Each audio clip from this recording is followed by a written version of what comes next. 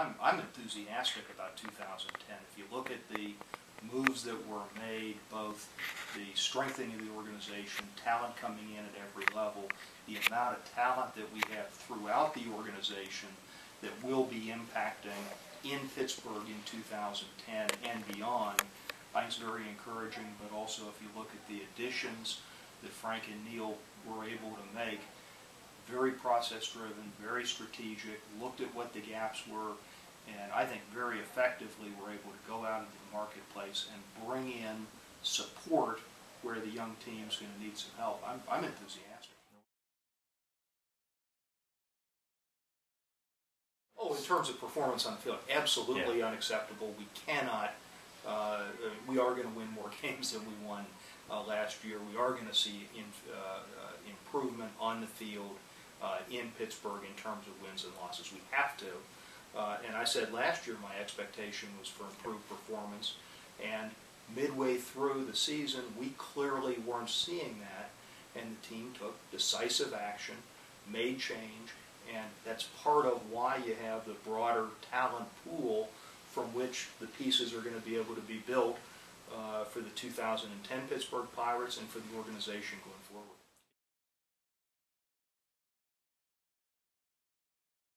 I think just as you saw accountability at the player level last year, ultimately my job is very simple.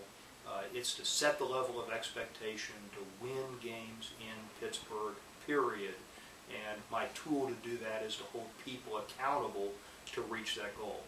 And I think I've done that effectively so far, and I believe that everyone in the organization understands that the expectation is high, the expectation is to win, and the expectation is to come out every day prepared to compete and to win baseball games in Pittsburgh.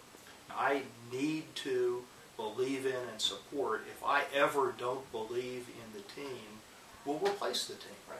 We'll make changes. We've made changes along the way, but absolutely Pittsburgh needs to have extraordinarily capable leaders who are focused on the process, who are focused on driving the team forward.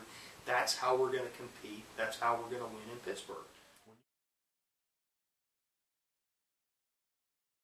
Well, I think that clearly we have more depth, we have more options, and what I'm thrilled to see is that Neil has both time and opportunity to make good baseball decisions, to be able to pull people in when it's developmentally appropriate for each player and for the needs at Pittsburgh. I think that's critically important.